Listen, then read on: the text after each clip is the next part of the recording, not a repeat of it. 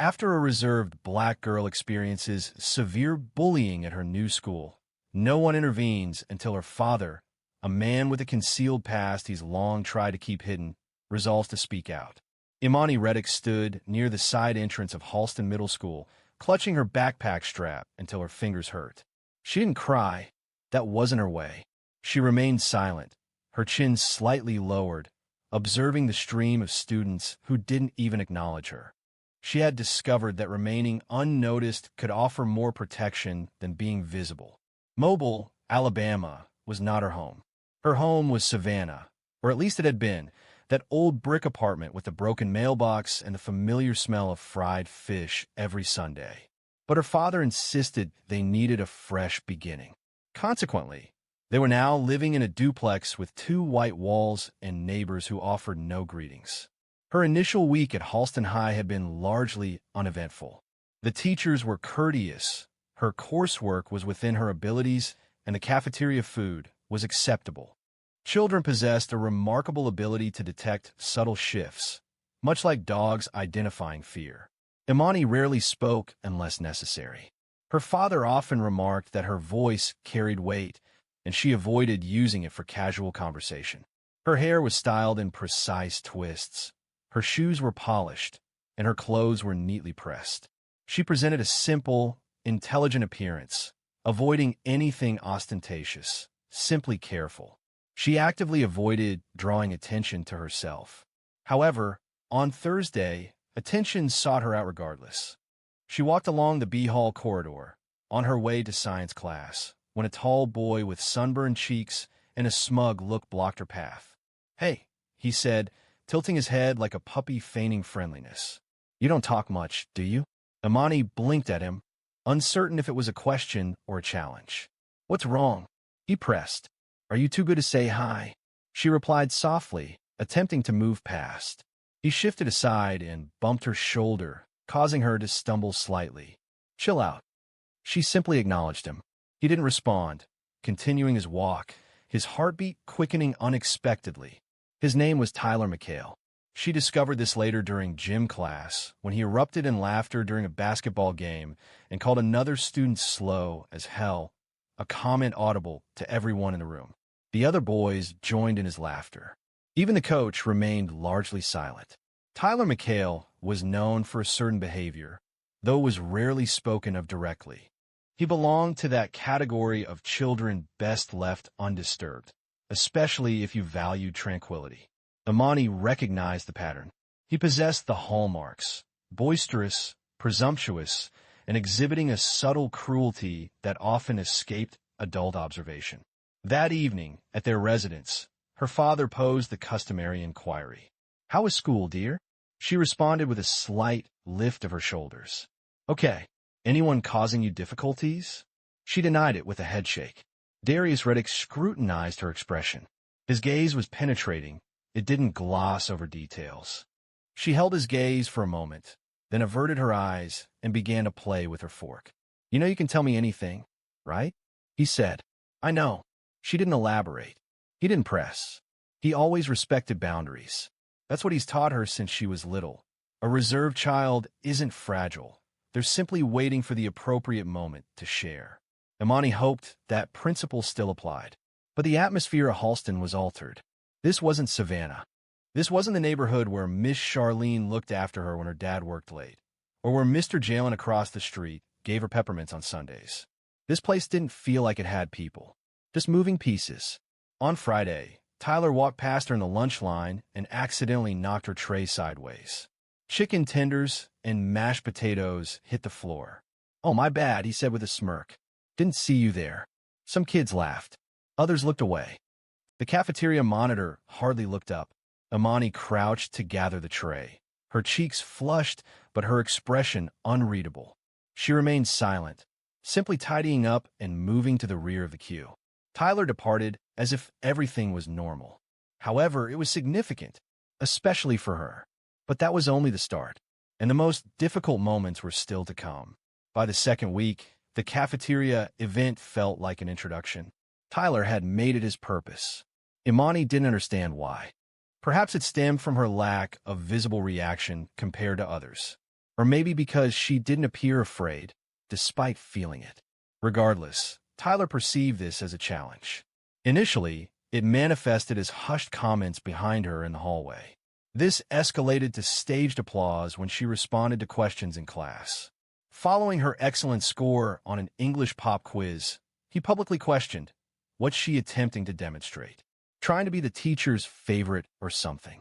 During gym class one day, she was the last person chosen for teams. Tyler, positioned beside the student selecting players, whispered, she probably doesn't even sweat like the rest of us, but she thinks she's too good to stink. He spoke loud enough for 3 other boys to overhear. They laughed. Imani didn't respond. Her lack of reaction served as her shield. However, silence can sometimes exacerbate the situation. By Wednesday, the conflict escalated to physical actions. One morning, she entered class to discover someone had written "mute monkey" across her desk in pencil. She paused, studying the words briefly, before retrieving her eraser. Her hand moved deliberately as she erased. She detected muffled laughter nearby. Later that afternoon, in the hallway, Tyler passed by and murmured, "Better get used to it." That evening, she returned home with a torn strap on her backpack. Her father immediately observed the damage. "What happened?" Darius inquired. "It got caught in the locker hinge," she replied. He remained silent, not meeting her gaze, for a significant pause. Then, in a measured tone, he asked, "You sure about that?" She confirmed with a nod. "Yeah." Darius observed her for a few more seconds, his expression strained. He rose, proceeded to the kitchen, and opened a drawer. Returning with an antique sewing kit, he began to mend the strap while she sat at the table, feigning study. The quiet returned. It wasn't oppressive, just commonplace. She understood he was hesitant. She also recognized he would wait however long she required. A tightness began to build within her, feelings she couldn't articulate. Friday proved to be particularly difficult. During lunchtime, Tyler positioned himself directly across from her, without an invitation or a tray, simply offering a smile. "You don't enjoy conversation, do you?" he remarked, tapping the table with his fingers. "Are you one of those peculiar individuals? Do you believe yourself superior to others?" Imani continued eating, deliberately slow, bite after bite. "I asked you a question," he stated, raising his voice. "Or are you too unintelligent to respond?" Those nearby began to observe the exchange. Several phones were unavailable. Imani glanced up at last. "No," she stated. "No what?" she asked. "I don't believe I'm improved. I simply dislike waste." Immediately after the words were spoken, a plate of spaghetti launched from the periphery. It struck her chest, coating her shirt with red sauce and onto her lap. Amusement rang out. She rose deliberately, making no effort to clean the sauce, simply fixing her gaze on Tyler. His eyes widened, not with fear, merely with surprise. The lunch monitor arrived, predictably late. "What happened?" she asked, her expression already frustrated. Imani remained silent, instead choosing to gather her tray and proceed to the closest trash can. Sauce dripped, and her shirt was stained. Her heart pounded in her chest. That night, she skipped dinner. Her father knocked twice on her door before entering. She was seated on the floor, altering the shirt in her sketch pad, drawing thick black lines over what used to be white cotton. "Baby girl," he said quietly. She didn't answer. He came and sat beside her. "I've been keeping my peace," he said, "trying to let you breathe, give you time. But I know something's going on, and I ain't the type to just sit back while my daughter's hurting." She looked at him, her voice barely a whisper. "I can handle it." "I know you can," he said. However, that shouldn't necessarily be the case. What he didn't know, what neither of them knew, was how near things were to spiraling out of control. It happened the following Tuesday. The school day felt long and tiresome. Imani kept her head down, remained in the back of classrooms, and avoided the cafeteria entirely. She learned which bathrooms were usually empty, which hallways had working cameras, and which ones didn't. However, you can't account for everything. Following sixth period, she was walking along the east hallway. The walls were bare, the lockers were damaged, and there was little movement. Her backpack felt unusually heavy, not due to books, but from the burden she carried within. Feelings of anger, shame, and a nameless sensation that lingered behind her eyes, occasionally causing them to sting without explanation. Then she detected it, the sound of footsteps behind her. Rapid. She didn't look back, simply increasing her pace. However, a sudden shove followed. Forceful. Her shoulder impacted the metal lockers. Her bag slipped from her arm and landed on the floor. "What's your problem, freak?" Tyler's voice echoed behind her, too loud for the space. Imani turned slowly, breathing through her nose. "I'm not bothering you," she said. "Do you think you can disrespect me in front of everybody and get away with it?" He stepped closer. "Go away, Tyler. Or what? I'll tell someone." He grinned. "Like who? Those teachers that don't even look at you? Please." Imani didn't move, didn't blink. Tyler looked down, then abruptly reached for her backpack. She moved to obstruct him. A misjudgment. He pushed her again, this time using both hands. She stumbled. Her shoe snagged on the wall trim, and her head impacted the corner of the locker with a muted, unpleasant sound. She fell to the floor, as if her supports had been severed. A moment of stillness followed. Even Tyler recoiled slightly. Imani remained motionless. Blood began to trickle down the side of her face, a single streak across her cheek. A janitor located down the hall abruptly rounded the corner. His mop stopped in its motion. "Hey, what is happening?" he exclaimed, hurrying toward the scene. Tyler ran. The ambulance arrived in just minutes. The principal appeared suddenly, with a phone in hand, a worried tone of voice, and a visibly pale expression. The quiet moment they had previously afforded Tyler had vanished. By the time Darius received the notification, Imani was already at Springdale Medical Center. A nurse informed him that she was awake but required stitches. She sustained a mild concussion and had swelling on the left side of her face. He remained silent. He entered her room, his eyes carefully observing every detail, as if committing it to memory. She appeared smaller in the hospital bed. Not delicate, merely smaller than he recalled. She turned her head slowly upon seeing him. "I'm sorry," she whispered. That was what affected him deeply. "Don't," he said, kneeling beside the bed. "Don't apologize." Her lips trembled. "You instructed me to inform you when I required your presence. I am here now," he stated. He remained still. He sat with her for hours. He barely blinked. Nurses came and went. At one point, he asked one of them, gently, how many times the school had called about incidents with Imani. The nurse looked at her chart, then looked back at him. The answer was none. He stared straight ahead after that. When they finally got home, Imani went straight to bed. Darius didn't. He sat in the dark at the kitchen table, hands folded, eyes locked on a spot on the wall. He rose, proceeded to the rear closet, and retrieved an aged shoebox. The contents were innocuous. No weapons were present. No firearms. No blades. Only a folded sheet of paper, a photograph of a man he hadn't seen in 10 years, and a telephone number penned in diminishing blue ink. He examined it intently. Subsequently, he grasped the telephone and initiated a call. "Hello?" A voice responded. "It's me," Darius stated. A pause ensued. "Didn't expect to ever hear from you. I require information." "Regarding what?" "A boy. Caucasian. 13 years old. Tyler McHale." A mobile phone notification. A moment of silence. What is the meaning of this? He had admitted my daughter to the hospital. A lengthy pause followed. Then, one day prior, Darius terminated the call. He remained motionless, suspended in quiet. A part of him, long suppressed and deeply concealed, began to react. It wasn't anger, not even aggression, simply heightened awareness. However, making a call of that nature meant inviting consequence. And once a path was opened, unwelcome elements often entered, difficult to retract.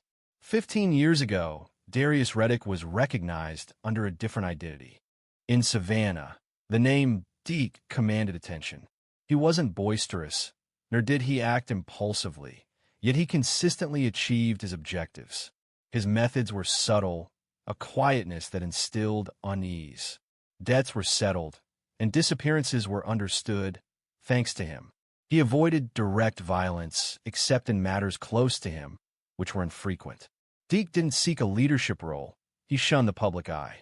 He positioned himself just behind those in power, and that's where true influence resided. But then Marissa became pregnant.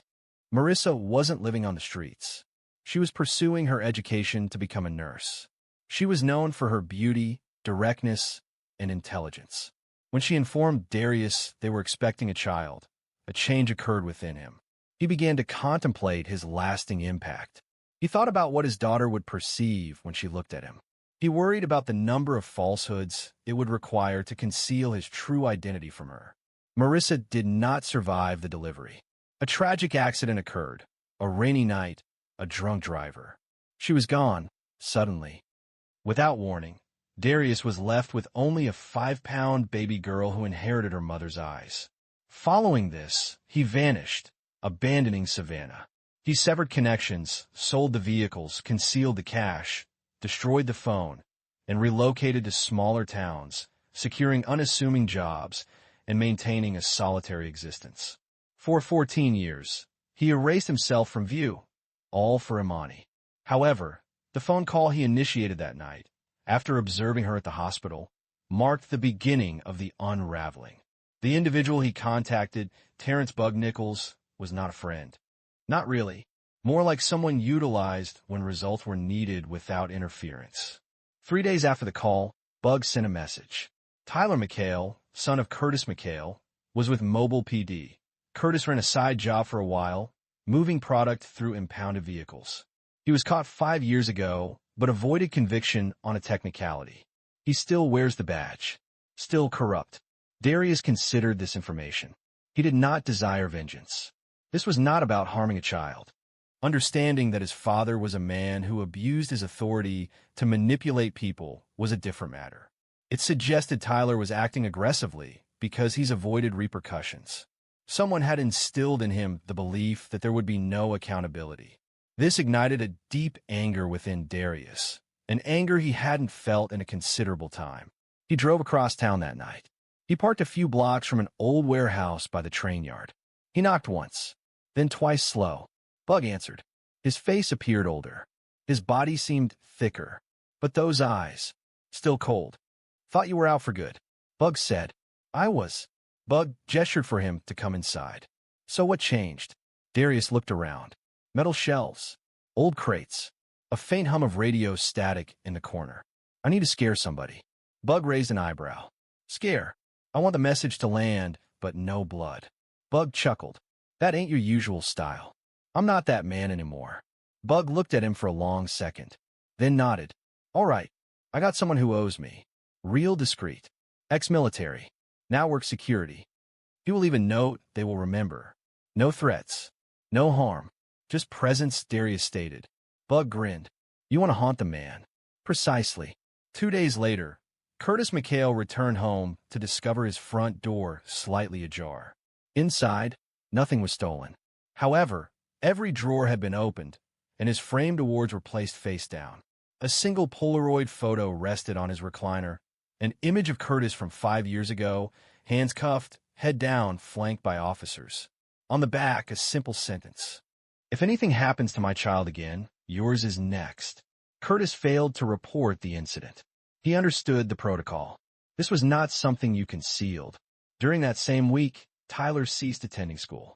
There was no official notification. No farewell. Imani observed his absence, but remained silent.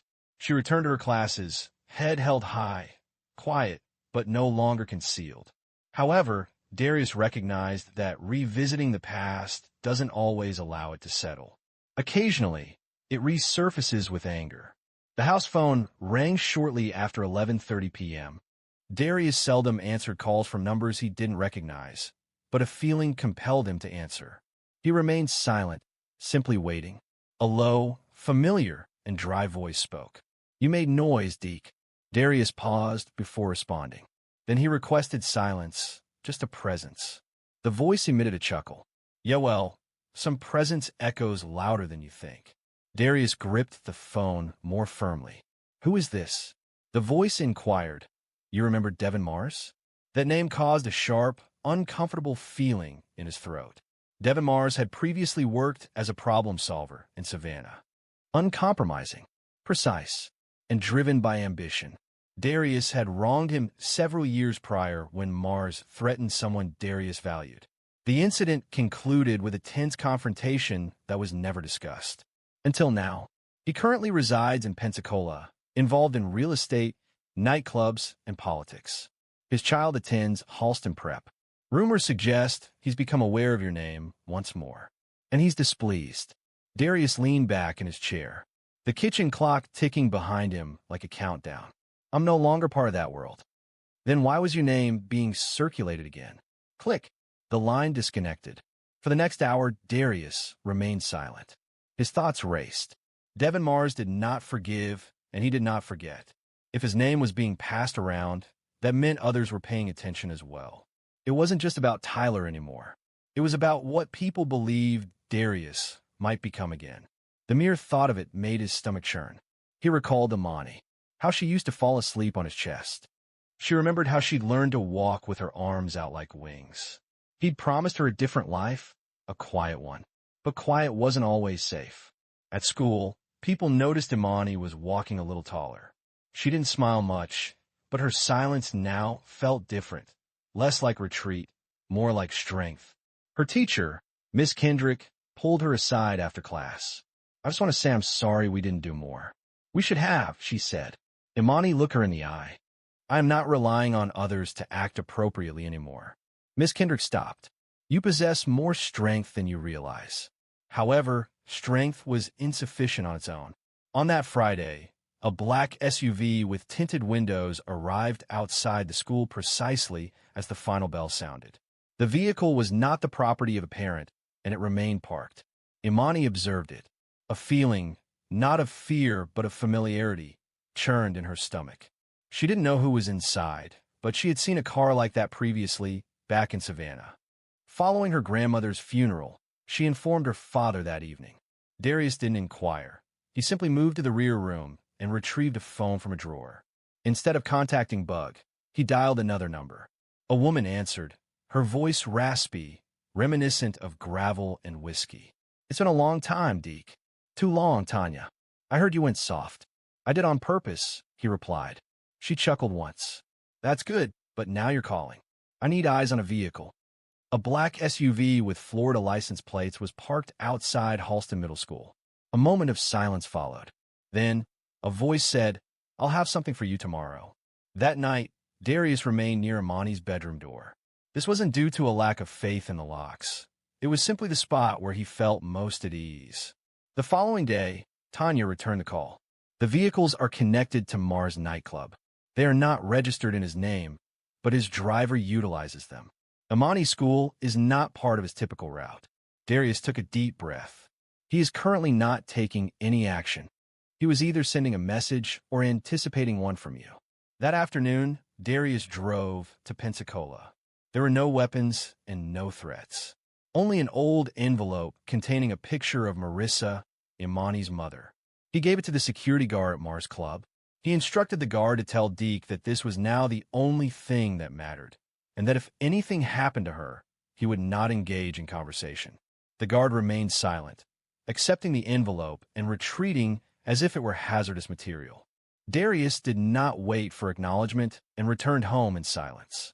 When individuals such as Mars are provoked, they do not allow the matter to drop. They identify vulnerabilities, and Darius possessed one. It began with a package. Small, plain, without a return address.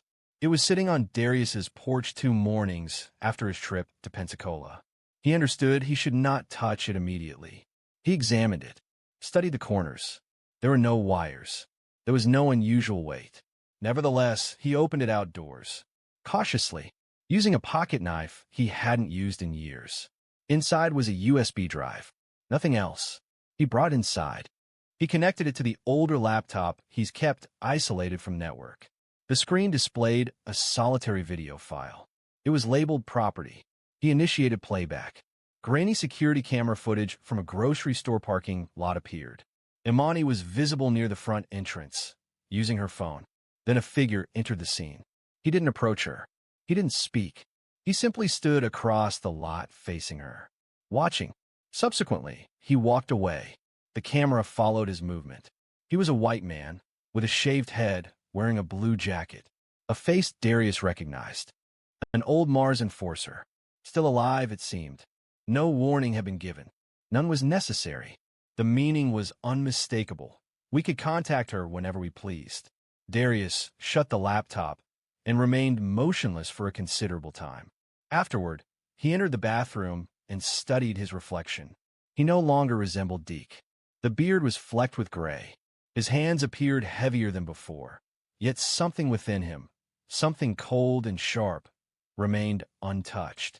He picked up the phone and initiated one last call. "It's important that they all be present," he stated.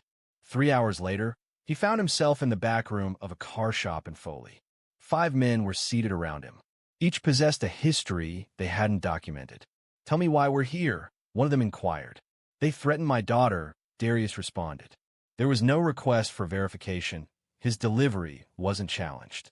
"They intend to intimidate me into submission, but I've remained silent for 14 years. That's sufficient." "So what's the plan?" Darius asked, leaning forward. "We avoid direct confrontation. We pursue the underlying causes. Every man Mars is connected to is exposed. We illuminate them. Their records, their deals, their back channels. We leak everything." "You trying to destroy him?" Darius stated. "I'm reminding him that just because I walked away doesn't mean I forgot how to play." The men nodded. Over the next 3 days, Darius orchestrated a quiet demolition. Public records were sent to journalists. Photos were sent to wives. Hidden accounts were reported to the IRS. One of Mars' clubs suddenly got flagged for health code violations. Yet another establishment lost its liquor license abruptly. The process was handled discreetly and legally. However, the implications were unmistakable. By Friday, the SUV ceased appearing at Imani's school. Mars became silent. There was no retaliation, no communication, but the situation remained unresolved. That evening, Imani returned from school and discovered Darius at the kitchen table with the envelope from the club placed before him. She sat opposite him. For the first time, she inquired, "What did you used to do?" He regarded her for a prolonged period. Then he responded, "I engaged in actions I regret, actions that instilled fear in people, actions that ensured our sustenance." She acknowledged this slowly. "And now I'm striving to become someone different." She paused. "But you reverted to those actions to safeguard me." "I reverted to protect you from those who disregard the established guidelines. Not out of desire, because it was necessary." She remained silent for a moment. "I wish to no longer experience fear," she stated finally. He reached across the table. "You're not anymore." They remained seated for a while. As evening approached, no elaborate words were needed. It was a moment of shared understanding between two people. The following week at school, Imani offered to read her essay in English class. Her voice was steady. The essay explored courage, not the dramatic kind seen in films, but the courage to appear regardless, to speak even when hesitant, and to remain upright despite external pressure. Following the class, Ms. Kendrick offered a subtle smile, conveying a sense of pride.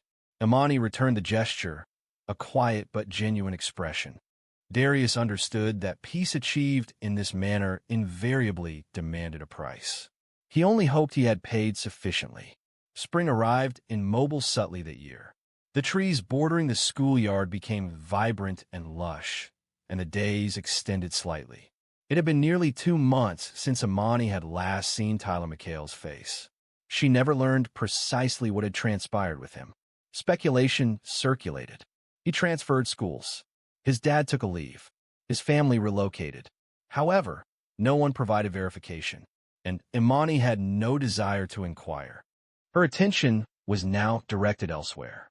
When Northwood High School announced the annual student-led assembly, Ms. Kendrick urged Imani to participate, to do more than simply attend, to speak. Initially, she felt unsure. However, something within her changed. A form of understated bravery emerged. It wasn't boisterous or flamboyant, but resolute, much like herself. Consequently, she registered.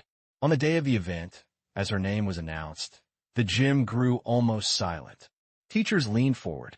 Students ceased their whispers. Imani walked to the podium with her hands at her sides. Her notes were folded in one pocket, untouched. She surveyed the crowd. Rows of students who had once laughed at her now ignored her or simply averted their gaze. And she began. My name is Imani Reddick. A few months ago, I wished no one would know my name. I didn't want to be noticed. I believed that staying quiet would keep me safe. She paused, but silence doesn't always guarantee safety. Occasionally, it merely renders you unseen by those who could offer assistance. It was painfully obvious to those who intended harm. Several people looked my way, and some averted their gaze. I experienced bullying. It wasn't due to any action on my part, simply because I didn't align with someone else's preconceived notion of how I should appear. It was a painful experience, and it diminished my sense of self. She briefly looked towards the back of the gym, where Darius stood partially obscured, with his arms crossed, observing her. However, I realized that silence does not equate to strength. Understanding when and to whom it's important to speak. That is strength. I believed I needed to manage everything independently. I was mistaken. She averted her gaze, then returned her attention upwards. I now have an advocate for me, not simply offering verbal support, but demonstrating tangible assistance. And I want every person present to acknowledge this, particularly those who have felt as I once did. You are not obligated to face challenges alone. The initial response was silence, a pause where the words resonated powerfully and truthfully. Then, a single clap broke the stillness. It was followed by others, until the room was filled with applause. Imani moved forward without a smile. It wasn't necessary. Her words carried the impact. Following the assembly, several students came to speak with her. They were subdued and showed deference. Many simply expressed their gratitude. Others offered their apologies. A few inquired about spending time together. She paused, considering her response. That evening, back at home, Darius prepared grilled chicken on the patio. The aroma of charcoal and sweet onions filled the air. Imani sat close by, her knees drawn to her chest, observing the dancing flames. Did you truly mean what you expressed? Darius questioned. He flipped the meat once. Then he glanced at her. Your mother. She used to speak like that. Imani smiled. You think she'd be pleased? I know she would. A silence followed. She'd also say I'm allowing you to mature too quickly, he added. Imani laughed once. You sort of are. He chuckled. I suppose we're both learning. Later, as the sun dipped behind the houses, they sat in quietness. Not the kind they used to carry around like armor. This quietness was different, lighter. Imani didn't require her father to be flawless. Her need was simply for his presence. And Darius, acknowledging all he had done and all he had concealed, understood that safeguarding her didn't invariably involve burying the past. Occasionally, it meant accepting responsibility for it, so she wouldn't have to. Existence rarely offers a complete escape from sources of pain. Yet it provides a choice. Remain silent, or voice your truth. Walk independently, or accept another support. Imani opted to speak, and Darius chose to listen. This is how they found healing. As a united front. If this story resonated with you, please subscribe to see more. Each story we share explores authentic choices, real people, and the resilience needed to progress, regardless of your beginnings. Mr. Braddock, the calculus teacher at Eisenberg High in Elkhart, Indiana, made a light-hearted gesture, singling out the janitor for amusement in front of the class. However, when a man calmly approached the board and solved the problem with unexpected skill, the room fell silent, fundamentally altering the school's perception of him. This occurred during fourth period on a Thursday, a typical day at Eisenberg High where students often watch the clock more than the lesson. Mr. Braddock had a certain reputation. Known for his sharp wit, impatience, and sarcastic remarks, he was a figure who evoked tolerance rather than affection. The classroom felt stale. Equations covered the whiteboard. A subtle scent of eraser dust and old sneakers permeated the air. Phones lay hidden beneath desks. A few students feigned attention, while others gazed out the window. Then, an event occurred, altering the classroom's atmosphere dramatically. While Mr. Braddock wrote another derivative on the board, a quiet squeak drifted in from the hallway. The janitor was close by, mopping just outside the classroom with his characteristic slow, steady pace. Braddock stopped speaking, looked toward the door, and gave a slight smile. Suddenly, he turned to the class and indicated the hallway. "Look who's here," he said. "Tell me, do you think you can solve this one?" He struck the board with his marker, mimicking a game show challenge. A ripple of laughter followed, not loud, but the type that makes you subtly adjust your posture, unsure of its appropriateness. Mr. Braddock smiled knowingly. "Come on, Lamar." Lamar Dorsey, a 52-year-old janitor, stood in the hallway, holding his mop. The familiar blue uniform, clean but faded, was on him, displaying L. Dorsey embroidered above his chest pocket. He remained still, showing no reaction. His gaze swept across the room. Then, deliberately, he entered. A mop rested against the wall. Several students straightened. Some anticipated a clever remark or a sudden departure. Perhaps a jest or simply a walkout. However, that didn't happen. Instead, Lamar proceeded to the front of the room. "You mind?" he inquired quietly, indicating the board with a gesture. Braddock raised his brows. "Be my guest." Several phones silently emerged from backpacks. One girl whispered, "Is he serious?" But nobody interrupted Lamar.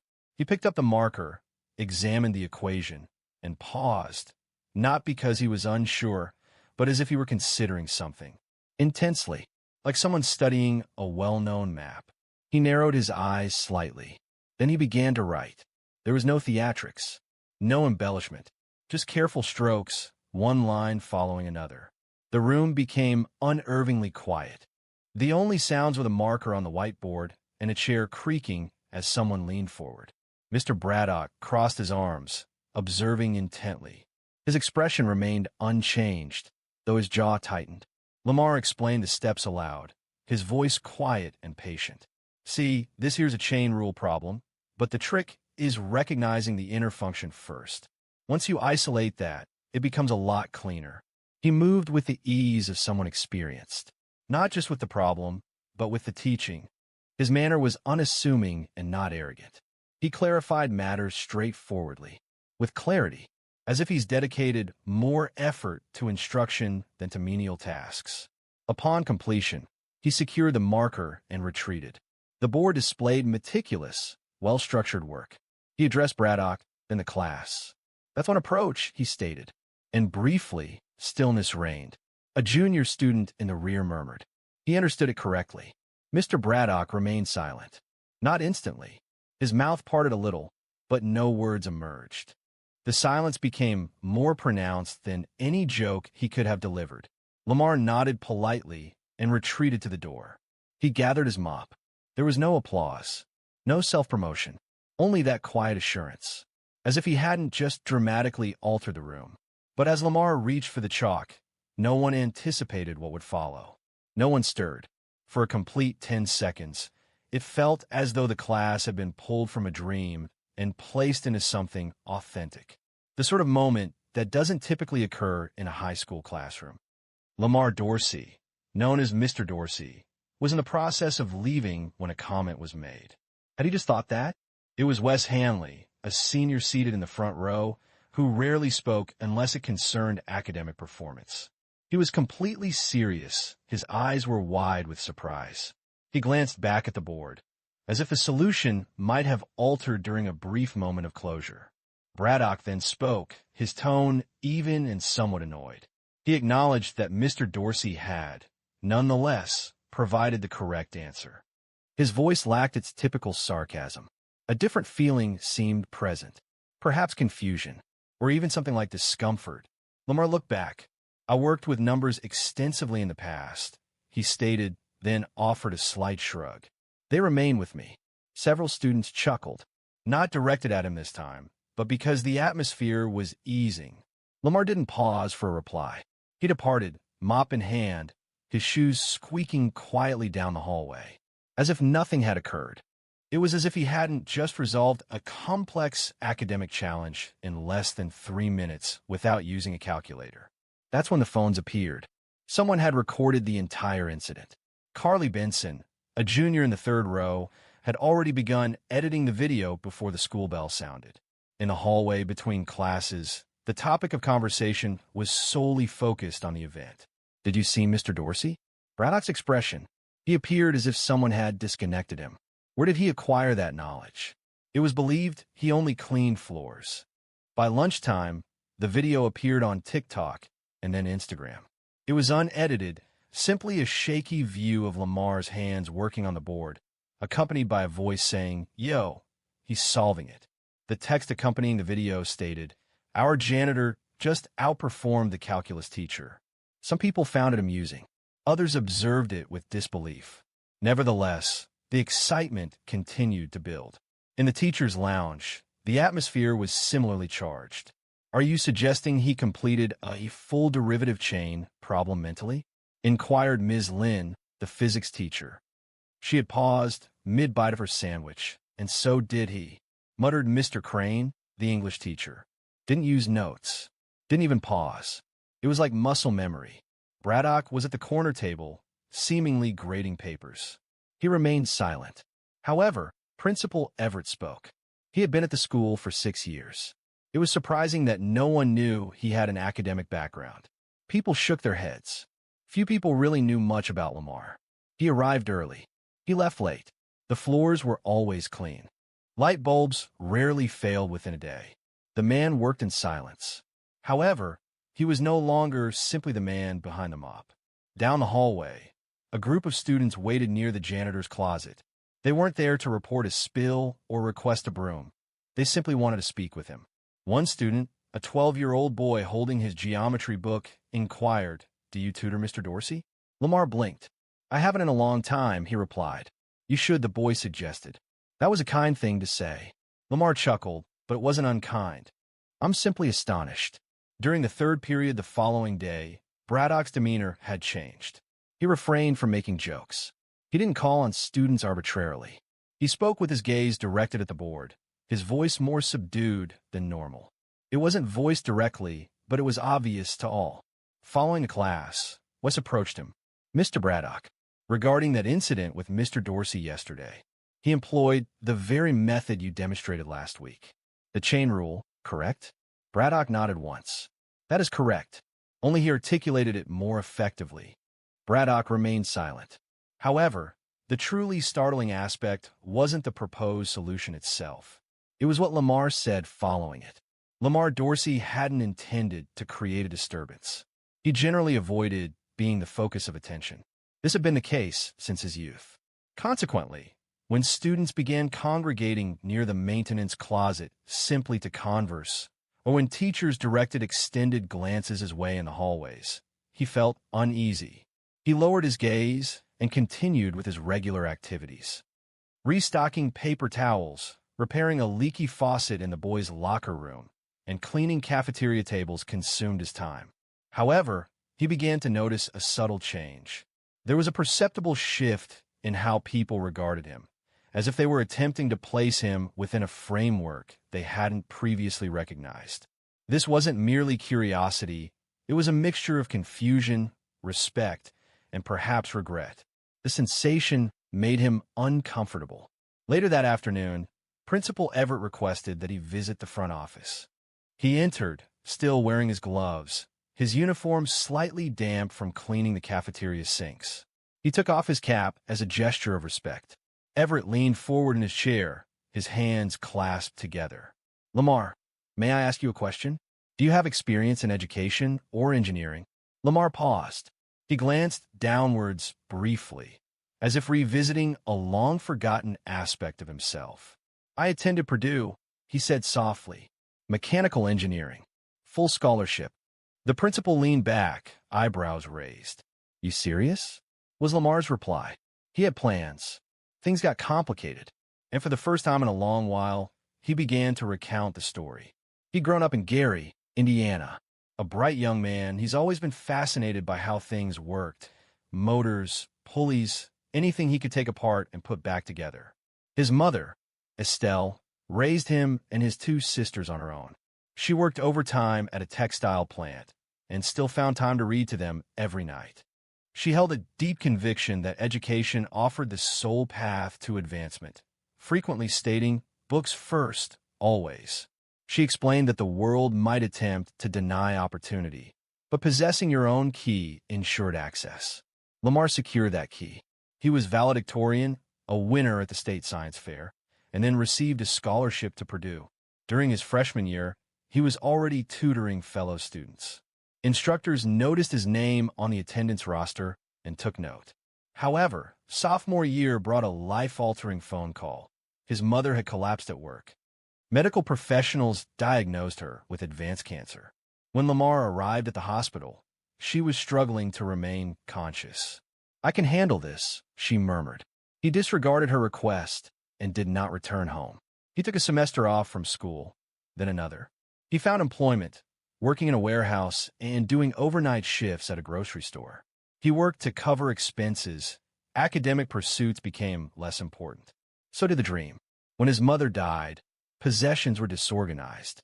He lacked a place to return to, lacked funds to complete his degree, and received no communication from a guidance counselor checking on his absence. "I repeatedly thought I would return to school," Lamar told Everett. But one situation led to another. Life doesn't wait for anyone. The principal remained silent. The narrative carried weight, not melodrama. It was simply authentic, the sort of existence one rarely encounters unless actively inquired about. At his residence, Lamar stored his academic records in a box situated beneath his bed. He possessed a faded Purdue sweatshirt, an antique calculator, and a photograph of himself and his mother from orientation day. He had not used any of these items, yet he kept them. Now they were being revisited. That evening, he was seated on the rear steps of his modest apartment complex. The sky was dusky, with a stillness punctuated only by the distant murmur of vehicles. He drank tea from a metal thermos and gazed into the distance. It had been years since he's considered calculus. It had been a while since his last tutoring job, before he left school, and now it reappeared, like a familiar face at his door. But a single choice threatened to undo all his efforts. While in college, Lamar had vowed to take a brief respite, stabilize his family situation, and then complete his education successfully. However, life rarely follows plans, particularly those founded on hope. Following his mother's passing, Lamar went back to Gary, attempting to rebuild. His sisters were still in high school, struggling to manage. Bills accumulated on the counter. The landlord demanded rent, and no one from Purdue contacted him to inquire about his disappearance. He accepted any available work. He worked as a stockroom loader, a janitor at a strip mall, and provided overnight security at a shipping yard. Anything that provided sufficient income to pay the electricity bill. His education receded further and further from his immediate concerns. Initially, he would occasionally contact the university to inquire about reapplying and transferring credits. Forms were sent to him. He completed them. However, he didn't mail them. There was always an obstacle. Then came a critical moment. It occurred in late November. A man named Frank Booker, the owner of a flooring company in South Bend, had offered Lamar consistent employment. "You're capable," he stated. "Don't squander your time sweeping floors. I'll personally train you." Lamar felt hopeful again, having a genuine opportunity. However, the day before his start date, his youngest sister, Alana, was involved in a school altercation. A disagreement that quickly worsened. She had injured someone's nose. Expulsion was threatened. Lamar felt compelled to be present. No one else would support her. Consequently, he missed his first day at the flooring job. Frank reassigned the position to another person. And that was the end of it. An opportunity was lost. He relinquished his pursuit of dreams and instead prioritized stability. Years passed indistinctly.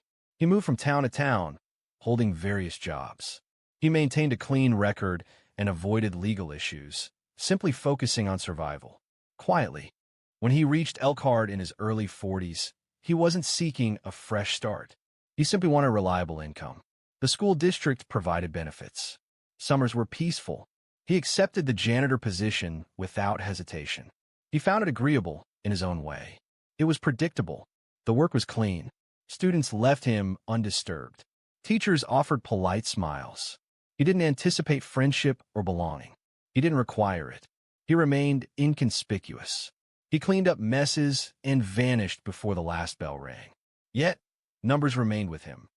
Occasionally, after successfully completing a math course, he would briefly observe the board. He'd see a formula and mentally solve it. It felt akin to muscle memory, a facet of his mind that remained keen even as other aspects succumbed to the weight of habit. He would return home, prepare a simple supper, grilled fish, brown rice, perhaps some carrots, and peruse a vintage engineering book he stored behind the cereal boxes, just to confirm his abilities. He invariably did. He simply lacked an opportunity to demonstrate them. Then Mr. Braddock addressed him that day. And now, changes were occurring, not only at school, but also within him. He reflected on the students who waited outside his supply closet with questions. He thought about Wes Hamley visiting that morning with a folded piece of paper and saying, "Mr. Dorsey, I attempted to solve that same problem. Could you review it for me?" And Lamar had, with care, methodically. He clarified where Wes had made a mistake without causing embarrassment. Wes smiled when he finally grasped the concept. It wasn't solely a matter of pride. It was about a sense of belonging. That feeling lingered. However, not everyone reacted positively. Braddock, in particular, became unusually reserved. Students observed it. Teachers observed it. The experience of being surpassed by someone he hadn't previously considered a significant figure in front of his class clearly affected him. He didn't respond aggressively. Instead, his responses became more abrupt, his tolerance diminished. Any mention of Lamar in the lounge was swiftly redirected. He was not accustomed to being overshadowed, especially not by someone who had been unknown to him until now. But life held one more surprise, and this one brought him back to mathematics. The video didn't remain within Eisenberg High. It spread beyond. It began with a local student page reposting it, accompanied by the caption, "When your janitor turns out to be smarter than your teacher." Then it appeared on a regional education forum. By the weekend, it had spread across state lines. People online were astonished. They weren't mocking Lamar, they were impressed. He explained it with greater clarity than my college professor. Someone should give this man a classroom and a chalkboard, not a mop. It's a reminder that you never know someone's story. By Monday morning, Lamar had no idea any of this was occurring. He didn't use social media. He still had a flip phone. When he arrived at work, the first thing he did was repair a jammed paper towel dispenser in the girls' bathroom, just like he always did on Mondays. But something felt different. Conversation stopped as he passed. Students nodded, not out of duty, but with an unusual sense of respect. Some even smiled, as if meeting him for the first time. "Hey, Mr. Dorsey," a girl called out as he neared the library. "You're kind of famous now." Lamar chuckled quietly. However, when he rounded the corner, Wes Hamley was there, accompanied by two other students. One held a calculus book. A problem was indicated, marked in pink. "Would you mind going through this with us?" Wes asked. Lamar looked around, seemingly confused. "You got a free period?" Someone inquired. We made time. And so, in the hallway, surrounded by lockers and science fair posters, Lamar sat down on the floor with three teenagers and guided them through a multivariable equation. Step by step, line by line. He didn't lecture them. He engaged with them. It wasn't boisterous or extravagant, but a significant moment unfolded. Further down the hallway, someone recorded the incident. Lamar wasn't informed. He likely would have disapproved. Returning to the office, Principal Everett was speaking with a member of the local school board. Affirming the information, she stated, "Lamar Dorsey. He's been with us for 6 years. No, he's not faculty. He's a custodian." She hesitated, then responded, "Well, I wouldn't describe it as unorthodox. I'd say it was overlooked." Simultaneously, in the teacher's lounge, Braddock was reviewing an email shared by a parent containing a link to the now viral video. He closed the laptop without watching it. That afternoon, Everett called Lamar back in, offered him a seat. Lamar stayed standing. "I've got a request from the board," the principal said. "They want to know if you'd be interested in running an after-school tutoring program. Small group, voluntary, just a trial run." Lamar didn't answer right away. "You'd be paid, of course," Everett added. "This isn't about changing your existing responsibilities, but rather expanding them." Reflecting on the skills he still possesses, Lamar glanced at his hands. They were calloused, clean and worn. I haven't taught in a long time, he stated. You haven't ceased to know, Everett responded. Lamar raised his gaze. There was no strain evident in the man's tone, only a straightforward suggestion. I will consider it, he said. That evening, he retrieved the aged cardboard box from beneath his bed. It contained the Purdue sweatshirt, the transcripts, and the orientation photo. He hadn't touched it in years. He spread everything out on the table. The paper had yellowed slightly. The edges were curled, but the words remained. That was the nature of knowledge. It didn't fade. It simply waited. He didn't need to become popular online. He didn't care about the views or the comments. But knowing he could still make a difference resonated with him. However, while some were impressed, others were not pleased by his growing recognition. As Lamar gained more recognition, the school environment started to change. This transformation initially manifested in the student body. Those who previously ignored him in the hallways began to greet him. Some even sought his assistance with homework during class breaks. Within 2 weeks, a small group of students had informally established what they termed Dorsey sessions. After school, they would gather in the library, notebooks ready, concentrating as Lamar elucidated ideas with a surprising clarity that everyone acknowledged. Soon, teachers noticed. Ms. Lin, the physics teacher, was the first to visit the library and observe him assisting the students. You possess a talent, she remarked gently, and it's not limited to calculations. However, not all reactions were positive. Mr. Braddock had remained silent regarding Lamar since the initial event. Within the teacher's lounge, he presented an outward appearance of normalcy. However, his silences betrayed a lingering bitterness. His speech was concise and abrupt. He avoided direct eye contact with Lamar and never referenced calculus. During a parent-teacher meeting, when Lamar's increasing impact on the students was discussed, Braddock stated, "It's good they're interested in math. Let's just make sure we don't blur the line between instruction and inspiration." While seemingly courteous, the underlying tone was unmistakable to everyone present. The principal didn't ignore the situation. He summoned Braddock to his office one morning and explained the issue directly. "I know it was difficult," Everett remarked, "but Lamar didn't shame you. He motivated them," Braddock conceded, adjusting in his chair. "He may lack formal credentials, but he's educated significantly more than we initially understood. And crucially, he's connecting with students in a manner that we haven't been able to." Braddock started to speak, then stopped. There was little to add. Lamar continued with his established schedule. He didn't request an official position. He didn't desire any preferential consideration. However, when Principal Harding suggested a small payment to continue the tutoring sessions, he agreed. The motivation wasn't financial, it simply felt appropriate. Consequently, he began carrying a small binder.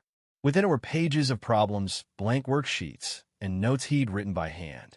During breaks, he'd sit in the back corner of the cafeteria and jot down formulas from memory, sometimes acknowledging a student who'd call out, "Hey, Mr. D." One afternoon, Carly, the student who filmed the original clip, approached him near the vending machines. "Did you ever want to be a teacher?" she asked. Lamar paused before replying. "I want to build things. Teach later, maybe, but life had different ideas." Carly responded, handing him a new mechanical pencil. "I think you're doing both now." He smiled. "Thank you." However, beneath this pleasantness, there was underlying tension. Some parents had begun contacting the school. While the response was largely positive, a single, anonymous concern reached the board. The question raised was whether it was appropriate for a janitor to tutor students within the school. Concerns were also voiced regarding his certification and background checks for instruction. Everett addressed the matter promptly. He is a district employee and has not acted inappropriately. It was suggested that if genuine concern was the driver, a direct conversation with me would have occurred. He did not inform Lamar about the complaint. Nevertheless, Lamar sensed a subtle tension present.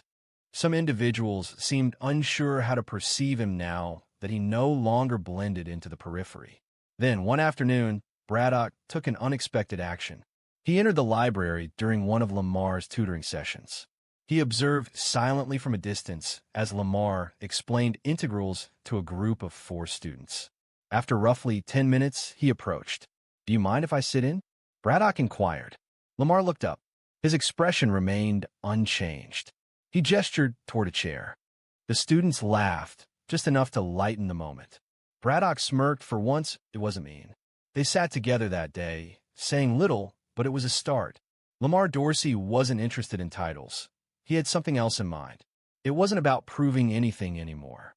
For Lamar Dorsey, standing at the whiteboard in the library with students gathered around, it was never about redemption or revenge. He wasn't trying to impress anyone. He didn't seek recognition. He simply showed up for them, the kids, the ones who reminded him of the boy he once was.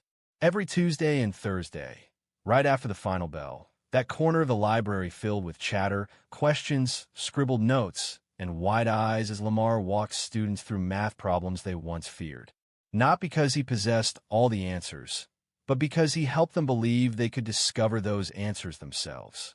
That's what mattered.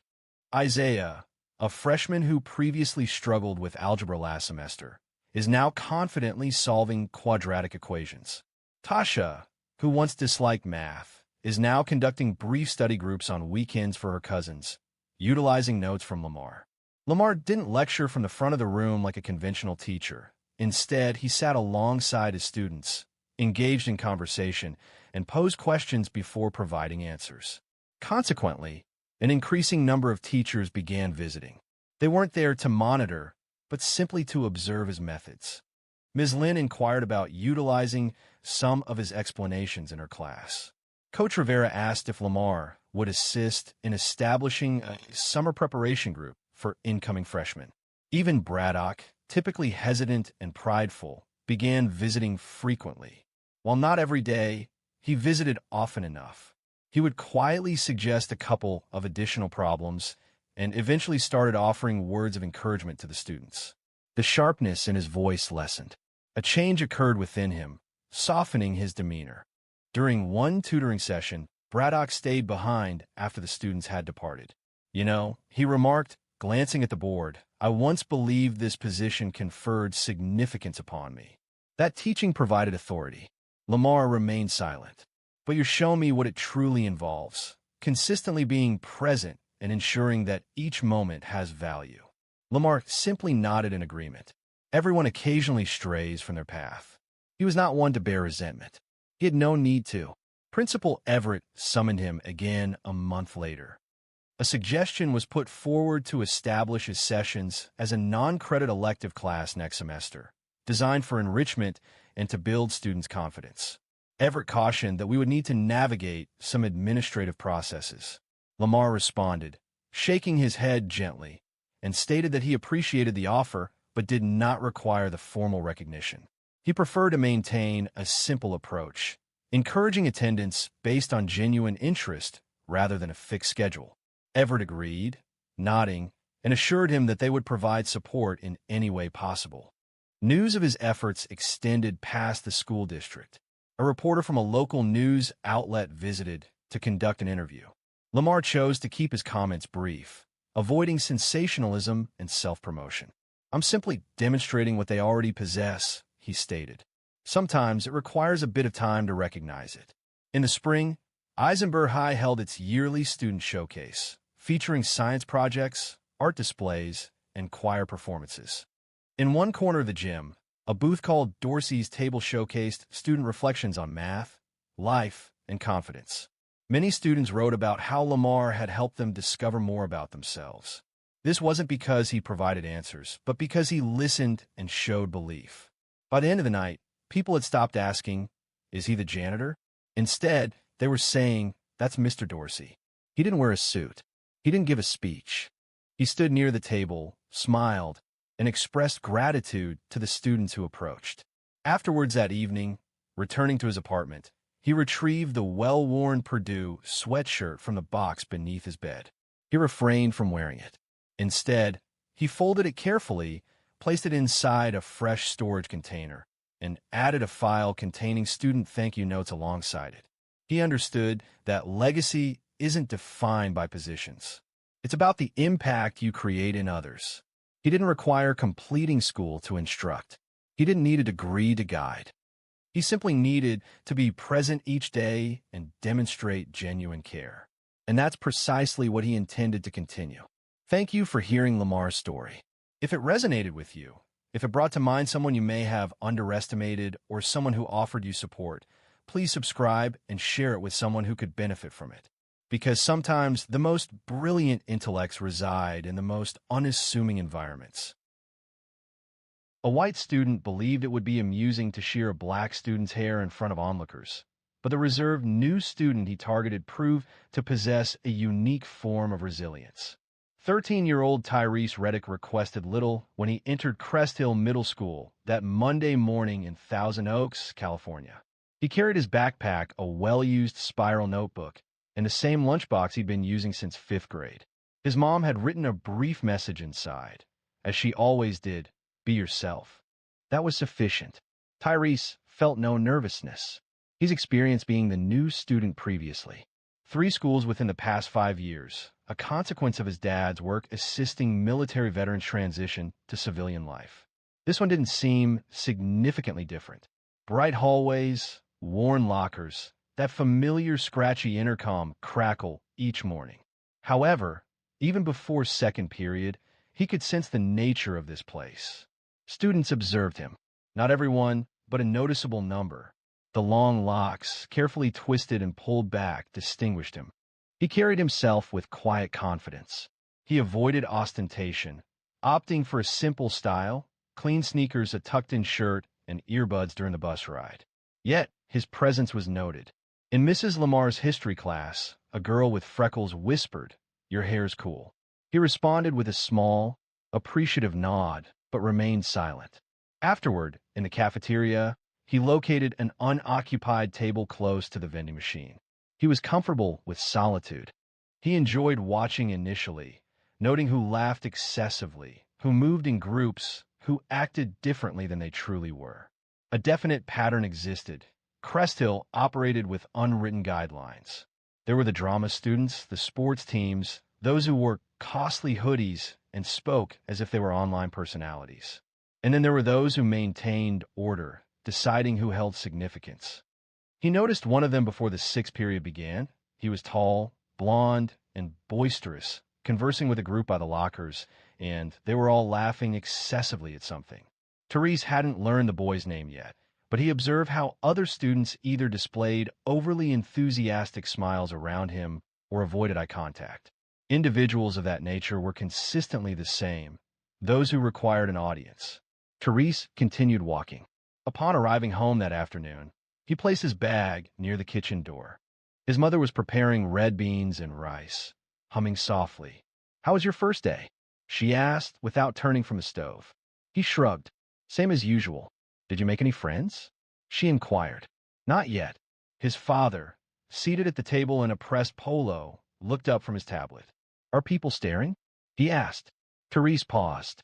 "Don't hesitate to address it," his dad said, his voice even. "You don't need to prove anything to anyone, but you also won't allow them to take advantage of you. Do you understand?" Tyrese nodded. "Yeah. You're not attending that school simply to endure it. You are there to command your presence, silent if you desire, vocal if you select, but never allow anyone to define you based on their assumptions." His dad expressed himself in that manner often, not through formal talks, but through subtle guidance, valuable insights woven into the aroma of coffee or while tending to his boots in the garage. Tyrese paid close attention. He consistently listened. The following morning, as he secured his hair back in the mirror, he reflected on his father's words. He didn't need to create a disturbance. He simply needed to be dependable. However, even dependability couldn't prevent a storm from developing. Within the first week, Tyrese understood the social dynamics well. Crest Hill wasn't overtly unfriendly, but it had its nuances, those subtle cues that revealed the power structure. And centrally positioned within that was Brent Granger. Brent wasn't the largest student, but he carried himself as if he were. His dad owned and operated Granger Buick GMC, a car dealership located off the main highway, and it was well known throughout town. He habitually wore his hoodie halfway off his shoulders, kept his socks pulled up high, and had a knack for transforming every classroom into his own personal game show. Teachers put up with him. Students either adored him or actively avoided eye contact. There was no middle ground. Tyrese understood this perfectly. Brent wasn't seeking popularity. He wanted to be feared, admired, and followed. He had cultivated this reputation through a deliberate strategy, employing boisterous jokes, harsh nicknames, and ensuring he had an audience whenever he criticized someone. On Wednesday, Tyrese passed the outdoor basketball court during lunch. Brent was present with his group, Logan, Bryce, and Chadwick, all 8th graders, all known for being loud. Chadwick noticed Tyrese first. "Yo, new kid, do you play?" He yelled, spinning a ball on his finger. Tyrese continued walking, his earbuds in. Brent gave a smirk. Was he really spending that much time on his hair? The others chuckled. Tyrese remained unfazed. However, he registered every comment. Later that day, Logan brushed against him in the hallway. "Oops," he stated matter-of-factly, without acknowledging him. It wasn't accidental, it was a challenge. That night, Tyrese sat on the back porch with his dad, an ice pack on his knee. He'd received a hard elbow during P basketball. It was the same group, insufficient for a formal report, but enough to send a message. His dad looked at him, but remained silent initially. "I'm good," Tyrese stated. "I know you are," his father responded. But being good isn't the same as being ready. Ready for what? Tyrese pondered. He didn't desire to be the angry child. He didn't want to be a target, either. He simply wanted to be left undisturbed. However, individuals like Brent tend to recognize those who are reserved. They test and provoke, anticipating a vulnerability. And Tyrese? He remained steadfast. He was carefully considering his actions. Friday arrived. It was gym class time. The locker room before the bell consistently held a peculiar atmosphere, a combination of boisterous energy and the scent of deodorant. Tyrese was securing his shoelaces when Brent entered late, holding a pair of scissors. "New kid?" Brent called out across the room. "Did your mom forget to give you a haircut?" Tyrese remained silent, continuing to tie his shoes. "Man, you're sporting a whole jungle on your head." Several students laughed. A few appeared awkward, but offered no comment. Then Brent approached. He held the scissors in one hand, mimicking a playful gesture, waving them around. "Just saying, bro, you'd probably make a whole wig with what you got." Tyrese finally looked up, maintaining a calm demeanor, his eyes steady. He appeared neither scared nor angry, but completely focused. "You good?" Tyrese asked, his voice low. Brent blinked. "What?" "I said, are you good?" Brent stared at him, momentarily disoriented. "You talk now," he snapped, attempting to regain his composure. "Man, whatever." He turned and left, discarding the scissors into a locker as if they held no significance. Yet, Tyrese understood the gesture. It was a display of dominance, a deliberate act. Brent, however, was unprepared for the consequences when the pretense ended. By the start of the second week, a change was palpable. It wasn't overt, nothing that could be documented in an official reprimand. Still, Tyrese sensed it. Entering class, he noticed subtle looks. Not fear, not interest, simply observation. A posture of expectation, as if everyone anticipated a confrontation. He preferred to avoid entanglement. Within Mr. Delano's science lab, he heard a student whisper, "That's the person Brent is involved with." During lunchtime, another student subtly shifted their tray when Tyrese took a seat at the table's end. He remained composed, neither adjusting his position nor expressing any reaction. He simply ate more slowly. One afternoon, while on his way to the library, a 7th grader, a slender boy with braces, approached him near the vending machines. "Hey," the boy said, slightly winded, "are you Tyrese?" Tyrese looked over. He cautioned, "Just, be careful around Brent. He's been speaking about you." Said he intends to make a statement. Tyrese questioned that. "A point?" His companion confirmed, "Yes. He says you believe you're superior to everyone. He's planning to correct you." The young man paused before adding, "He did something to a 6th grader last year. He poured milkshake on his head during lunch." Everyone laughed. It was quite disturbing.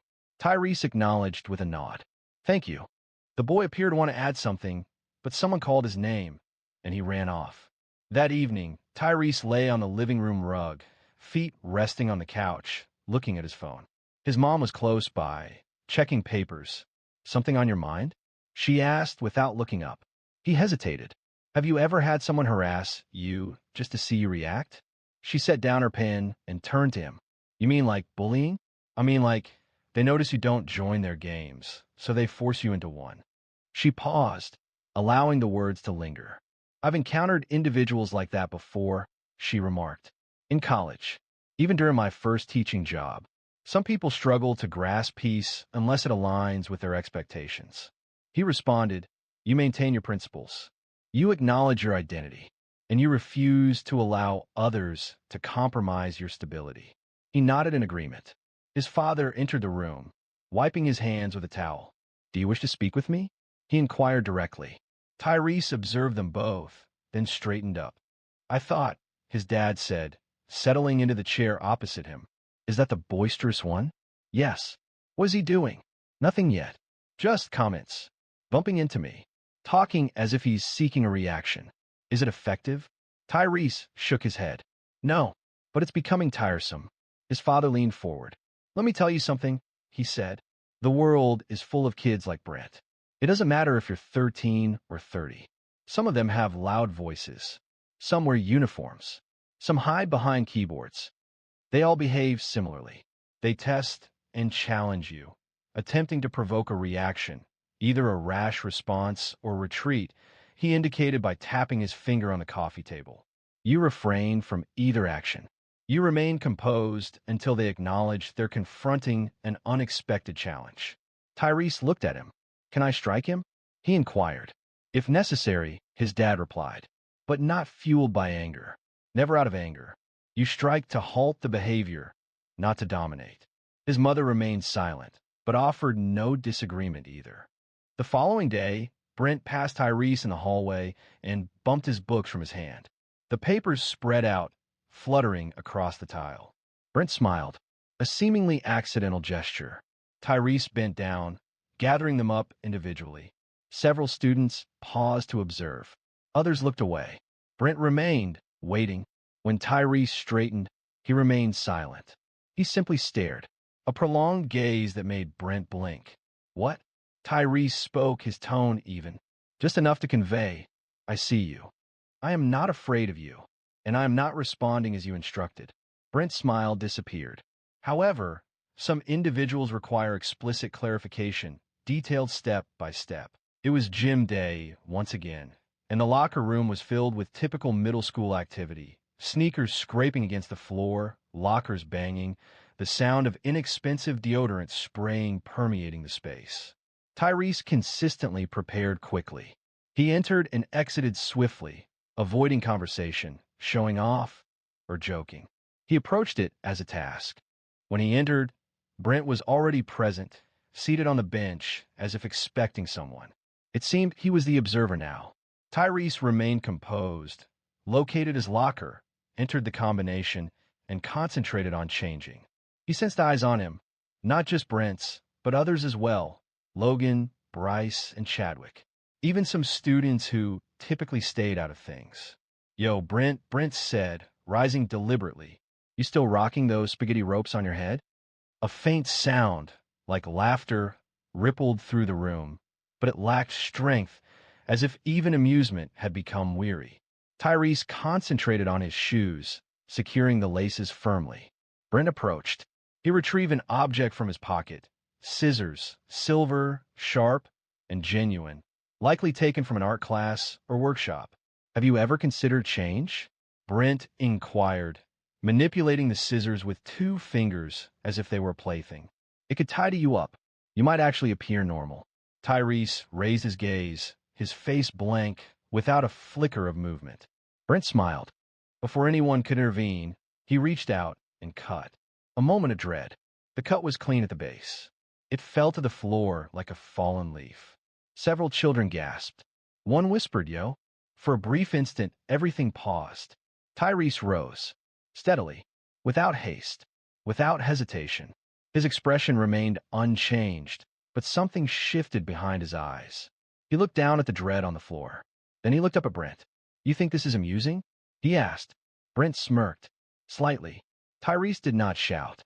He did not lash out. He advanced, composed, deliberate, and struck Brent with a quick elbow to the chest. Brent recoiled, astonished, gasping. Before he could respond, Tyrese intervened once more. Rotation, sweep, ascent. Brent fell heavily to the ground, without flourish, without ostentation, simply efficient motion. His father had instructed him in that. Accuracy, not force. Brent attempted to rise. Tyrese positioned a knee on his chest and moved in close. "You do not touch me again," he stated. Voice even. Never. The room was utterly silent. It was documented. Naturally, Coach Timmons entered the room just 2 seconds afterward. Tyrese signaled, using a whistle as if they were on a football field. "Hey, what's happening?" Tyrese retreated. Brent was on the floor, one hand pressed to his ribs, the other still holding the scissors. Coach addressed both boys. "Office now." The journey to the principal's office was quiet. Tyrese remained silent. Brent attempted to portray himself as the injured party, murmuring about his intentions and claiming it was merely a joke, his hands visibly shaking. Principal Rossner observed them, her expression stern behind her square glasses. "Begin speaking," she instructed. Brent spoke first, attributing the incident to Tyrese, asserting that he reacted inexplicably and it was a misunderstanding. Tyrese remained silent, patiently waiting. Subsequently, he retrieved an item from his pocket and placed it on the desk, a cut dread. He maintained direct eye contact with Principal Rossner. "He brought scissors to school." Rossner blinked as he cut my hair. Her face remained still, though her eyes shifted. She then turned to Brent. "Is that true?" Brent stammered. "It was a joke. I wasn't going to actually—" "You cut his hair?" No response was given. "I want your parents here." "Now." Coach Timmons stood behind them, arms crossed, silent. 20 minutes later, Tyrese's mom arrived, entering calmly but with firmness. She sat next to her son, placed a hand on his shoulder, and looked the principal directly in the face. "Before we say a word," she stated, "I want to know if you all understand what this means." Rossner exhaled slowly. "We're handling it." "You better." But the truth was, this wasn't just a school issue anymore. It was bigger, and it wasn't going away quietly. By that evening, the video had already started making its rounds. It wasn't a long clip, just 10 seconds, but it showed everything. Brent moved forward with scissors. Tyrese advanced, executing a takedown. Following that, there was a close-up shot of Tyrese leaning in, appearing composed and resolute. The quietness in the locker room spoke volumes. The incident spread through group chats and Instagram stories. Even a few students from Northwood High School shared it with captions such as "He messed with the wrong one," and "Brent got folded." Tyrese made no posts about it. He offered no comments. He felt no need to. His parents were seated at the kitchen table, facing Principal Rossner and Brent's parents, Dean and Colleen Granger.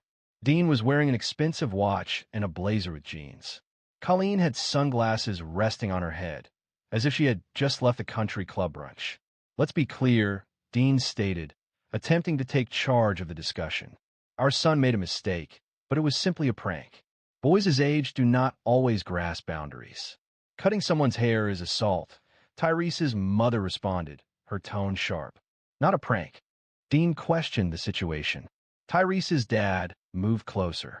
"Let me explain, man. I served in the Marines. I've led squads in countries you couldn't find on a map. You know what isn't tolerated, regardless of location? Disrespect, particularly when it's masked with explanations." Colleen moved in her seat. "We were just suggesting that maybe your son reacted excessively." Tyrese's mom slowly turned toward her. "Repeat that." "I'm just saying. Perhaps a less forceful approach would have been preferable." Brent did not inflict any physical harm.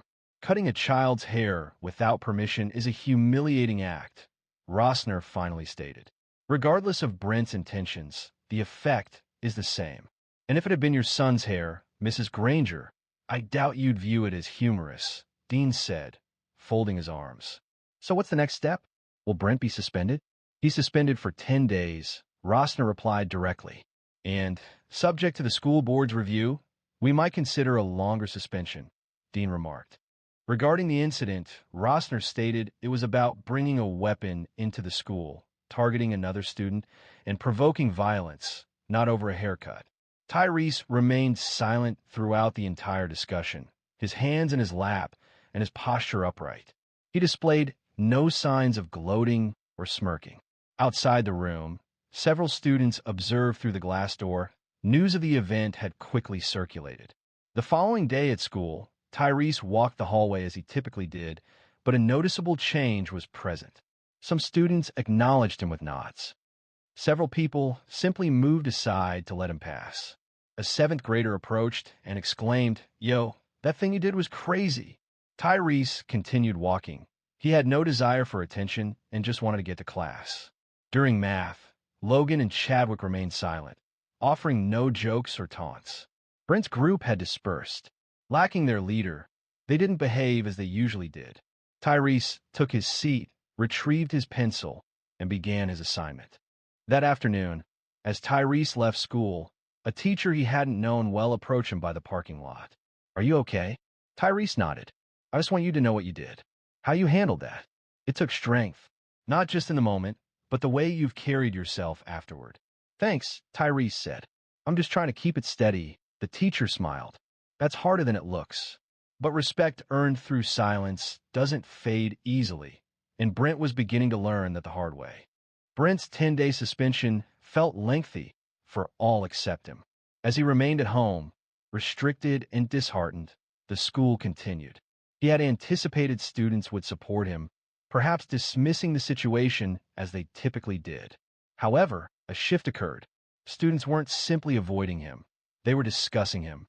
Murmurs in the hallways, uncomfortable pauses in group chats, videos circulated with captions such as "not so tough now" or "play stupid games."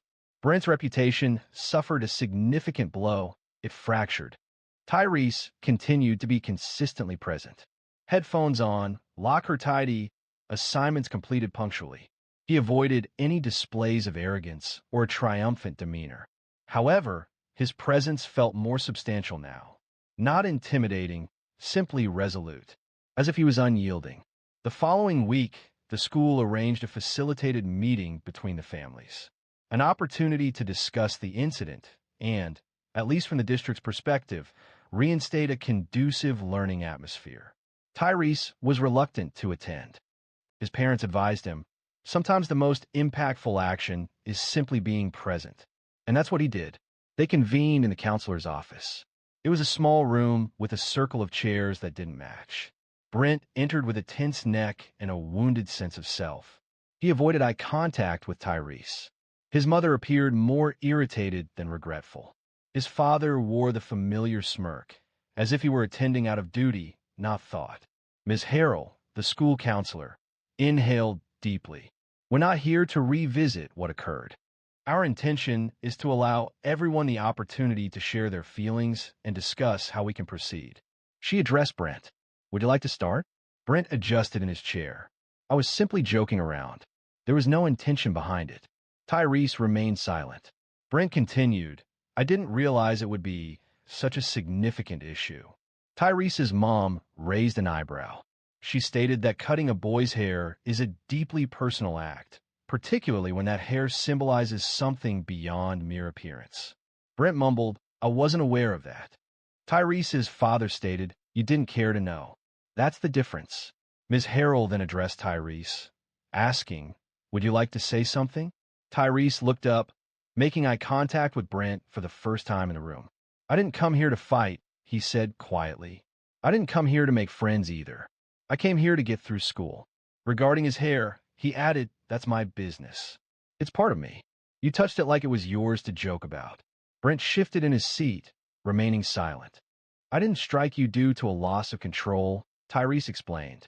"I struck you because you needed to grasp a certain point, and verbal communication wasn't effective." A pause settled over the room. Brent's mother then addressed the group. "We have discussed boundaries with him."